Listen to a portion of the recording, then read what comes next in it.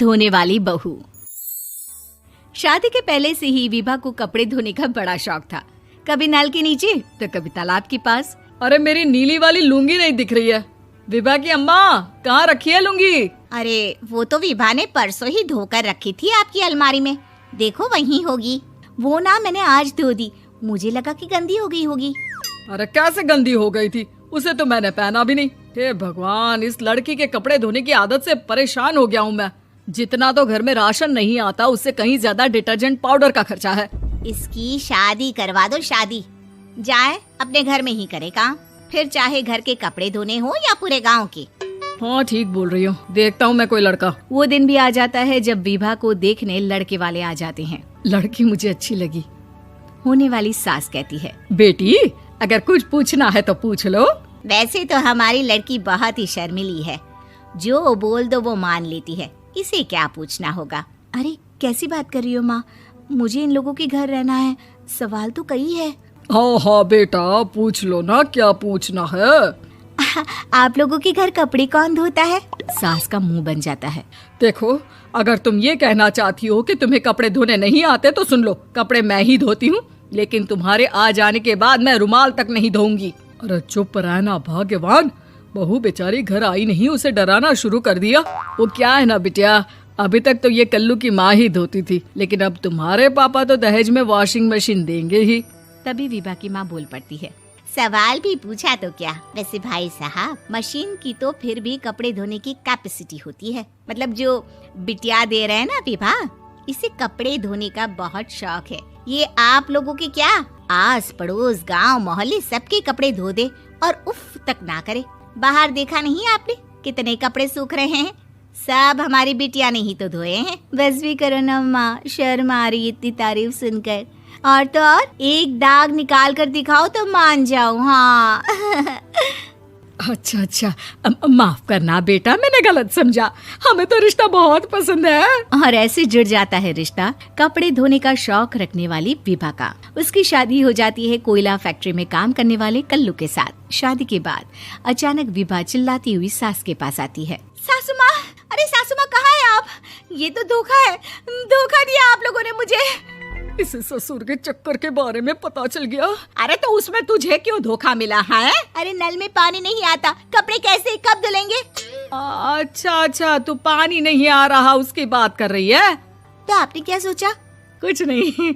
अच्छा तेरी माँ ने कहा था कि कपड़े धोने का शौक है तुझे, याद आया मुझे। शौक बोलकर कपड़े धोने वाले मेरे जुनून को कम ना आके सासू माँ, कपड़ा धोना मेरा गुरूर है। तभी पति भी वहाँ आ जाता है। अभी मैंने इसे सनी देओल की फिल्म दिखाई है, उसी के डायलॉग मार रही है माँ। अच्छा सुन, साफ बता रही हूँ, पानी सुबह 4 से 6 और शाम को 10 से 12 आता है, समझी? विभा टाइमिंग सुनकर हैरान हो जाती है। ये क्या भूतों का मोहल्ला है? सुबह 4 बजे उठकर कौन कपड़े धोता है? 4 बजे टंकी में पानी जाता है, फिर सारा दिन धोना ना, किसने मना किया? अरे कैसी बात कर रही हैं? 200 लीटर की टंकी में कितने कपड़े धो लूंगी मैं? सुबह ही उठ जाऊंगी मैं। अब क्या था, विभा सुबह 4 से लेकर रात के 12 बजे तक कपड़े ही धोती रहती। एक रोज सास पड़ोस से निकलकर कहीं जा रही होती है कि साथ वाली कहती है, हाँ कल्लू की माँ, जरा ये बताओ कि 2 साड़ी है, 2 ब्लाउज और एक पेटीकोट और एक नाड़े वाला लंबा कच्छा। हाँ तो? अरे तो क्या, कितना लोगी धुलाई ये बताओ। धोबन दिख रहे हैं हम क्या? हमारे पति सरकारी नौकरी से अभी रिटायर हुए हैं और बेटा सुपरवाइजर है कोयला फैक्ट्री में। धोबन समझ रखा है हमें? हाय रे कल्लू की अम्मा, माफ कर दो, वो तो मोहल्ले में यही सब बता रहे थे कि तुमने बहू को कपड़ा धुलवाने के काम में लगा दिया है। सास को पड़ोसन की बात सुनकर गुस्सा आ जाता है। वो घर पहुंचती है जहां घर के बाहर ही इतने सारे कपड़े सूख रहे होते हैं जितने कि किसी धोबन के घर पर। अरे ओ कल्लू की दुल्हन, बाहर निकल। माँ जी यहीं आ जाओ, बाथरूम में चादर धो रहे हैं हम। अरे अभी हम धोते हैं, तुमको बाहर निकलो। ये आस पड़ोस वाले बोल रहे हैं कि हम बहू से कपड़े धुलवा कर उसे कपड़ा धोने वाली बना दिए हैं। अरे छोड़ो ना माँ जी, किन लोगों की बातों में आती हो? आस पास के लोगों का तो काम ही होता है कि वो किसी तरह सास बहू को लड़ा दे। बहू सारे घर के कपड़े धोती है, ये क्या कम है? बोलिए। सास को भी लग जाता है कि वो बहू का ये सनकीपन नहीं छुड़वा सकती, इससे अच्छा है कि खुद ही चुप हो जाए।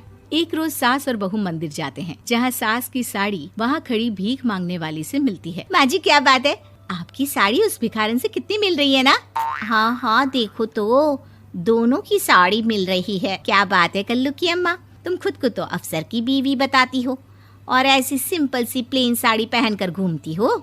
सिंपल और प्लेन नहीं है ये साड़ी। तो क्या सोने के धागे से फूल बने हैं? कुछ भी सासू माँ, कुछ भी। हाँ बने थे इस साड़ी में सोने के धागे से फूल। मेरे पति लेकर आए थे मद्रास से स्पेशली मेरे लिए 10,000 की। ताहे भाई साहब इस भिखारन के लिए भी सेम टू सेम साड़ी लेकर आए होंगे 10,000 की। सास उस वक्त तो कुछ नहीं कहती, लेकिन बहू के साथ घर आती है और अलमारी से एल्बम निकाल कर लाती है। ये साड़ी देख रही है, ये वही साड़ी है जिसे मैंने अभी पहना था।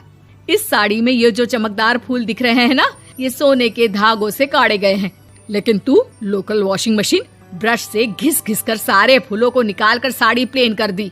मुझे माफ कर दीजिए सासू माँ। और तो और, जब मैंने तुझे तेरी गलती के लिए कुछ नहीं कहा, लेकिन तूने तो सबके सामने मेरा मजाक ही बना दिया। क्यों? बहू को समझ में आ जाता है कि अब से उसका कपड़े धोना बंद।